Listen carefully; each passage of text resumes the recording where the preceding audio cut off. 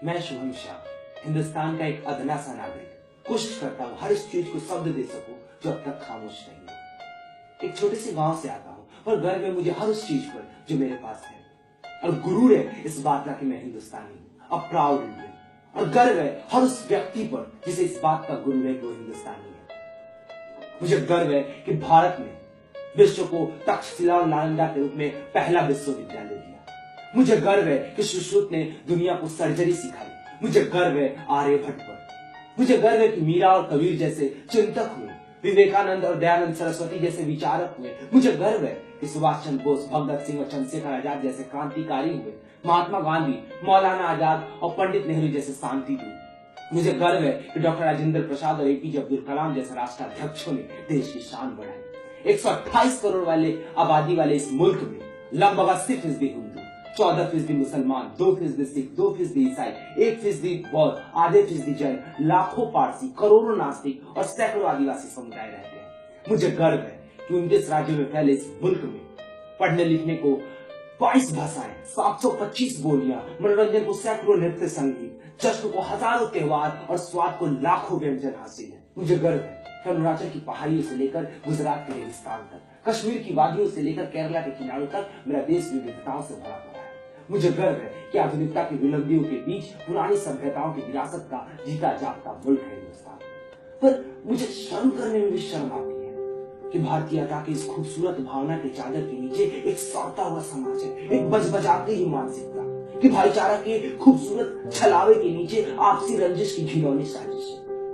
हो सकता है कि मेरे शब्द आपको चुने, पर किसी ने कहा है कि यदि शकल खराब हो तो आईने का कोई कसूर नहीं है। देखिए अपने आसपास, क्या समुदाय के बीच में नफरत नहीं है? जिस सांप्रदायिकता को खत्म करने के लिए मुल्क को सदा सदा के लिए 2 भागों में बांट दिया गया, सिर्फ ये सोच के कि जो इस तरफ रह जाएगा वो सिर्फ और सिर्फ हिंदुस्तानी होगा, वही बंटवारा, मुल्क का वही बंटवारा सांप्रदायिकता के लिए संजीवनी।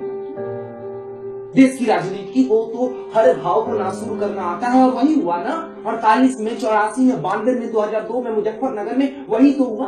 चंद मुट्ठी भर लोग संविधान की अंतरात्मा को तार तार करते रहते हैं और हम खामोश रह जाते हैं। पूछिए अपने आप से सवाल कि क्यों हम गुजरात पे बात तो कर लेते हैं पर गोधरा पे खामोश रह जाते हैं? क्यों हमें अयोध्या का दंगा तो दिखता है पर कश्मीर का विस्थापन नहीं? क्यों हम मुंबई के सिलसिलेवार धमाकों की बात कर लेते हैं पर समझौता एक्सप्रेस के धमाकों की बात नहीं करते?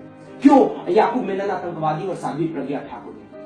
क्यों देश के संसद पे हमला करने वाले अफजल गुरु की सजा पे बात करना तक देशद्रोह है, और राजीव गांधी हत्याकांड में शामिल नलिनी की दया याचिका लाना देशभक्ति? क्यों? पूछिए अपने आप से सवाल कि कैसे हमें कश्मीर की वादियों की खूबसूरती तो दिखती है पर कश्मीरियों की परेशानी नहीं? कैसे हमें ईस्ट इंडिया हिंदुस्तान का हिस्सा तो लगता है पर नागालैंड मणिपुर में क्या हो रहा है इसकी भनक तक? कैसे झारखंड की संपदा पर दिल्ली को अधिकार तो चाहिए पर झारखंड की आवाज कभी दिल्ली के दरवाजे तक पहुंचती ही नहीं? कैसे किसान देश की अर्थव्यवस्था की जान तो है और उसकी निजी अर्थव्यवस्था उसका जान चूस रही है और हमें फर्क नहीं पड़ता? पूछिए अपने आप से। कैसे हमें नक्सलवाद समस्या तो लगता है पर आदिवासी महिलाओं पर हो रहे अत्याचार के हम खामोश रह जाते हैं? कैसे आरक्षण की परेशानियां तो हमें दिखती है पर जातिवाद का ढोंग नहीं? पूछिए अपने आप से सवाल, पूछते रहिए, क्योंकि मुझे परेशान करता है। मुझे समझ नहीं आता ये कैसे आपके राम है जो एक मंदिर बन जाने से खुश हो जाएंगे, और कैसे मुसलमानों के अल्लाह है जो एक बाबरी मस्जिद ना बनी तो उनके रूह को सुकून न मिलेगी। ये मुसलमानों की कैसी संस्कृति है कि उन्हें हिंदू भाइयों की भावनाओं की जरा भी कदर नहीं, और ये हिंदुओं की कैसी संस्कृति है कि अपनी भावनाओं का आदर कराने के लिए वो सामने वाली के कत्ल करने को उतार देते हैं? पूछिए यार, पूछिए अपने आप से सवाल कि कैसा आपका धर्म है कि शांति की जगह हत्या करना सिखाता है? क्या हो गया है इस देश में? जो देश अपने आध्यात्मिक सोच के लिए विश्व प्रसिद्ध था, आखिर उस देश की आध्यात्मिक सोच को ऐसा क्या हो गया कि महज अफवाह के नाम पर किसी की हत्या कर दी जाती है? सोचिए, पूछिए अपने आप से सवाल, क्योंकि ये सवाल मेरे भारत की भावना के राह में खड़े हैं। क्योंकि मैं जानना चाहता हूँ कि जब आप भारत शब्द सुनते हैं तो आपके दिल में भारत की क्या छवि बनती है? भारत क्या है? एक जमीन का टुकड़ा? मुझे आज भी अटल बिहारी वाजपेयी का ऐतिहासिक संबोधन याद है जब वो कहते हैं कि भारत की जमीन का टुकड़ा तो कतई नहीं हो सकता, ये एक जीता जागता युग पुरुष है। अब समझ मुझे ये नहीं आता कि एक ऐसा युग पुरुष है जिसकी कोशिकाएं आपस में लड़ रही है, जिसके अंदर अंग सड़ हो रहे हैं और माथे पर सिकन आ जाए तो लोगों को बेइज्जती महसूस होती है। पूछिए अपने आप से, क्योंकि इन्हीं सवालों के जवाब में आपको कहीं ना कहीं भारत की वास्तविक भावना का एहसास हो, वो भावना जिसकी उम्मीद मात्र से 23 साल के भगत सिंह खुशी खुशी फांसी पहुंचे, जिसकी कल्पना मात्र से 18 साल के खुदीराम बोस हंसते हंसते मौत को गले लगा गए थे। क्योंकि लोकतंत्र और वीरतंत्र में फर्क होता है। आपको स्वयं तय करना है कि आप भीड़ की तरह भीड़ का हिस्सा बनेंगे या आगे आकर सवाल करेंगे और ढूंढने की कोशिश करेंगे भारतीयता के वास्तविक भाव को। जय हिंद।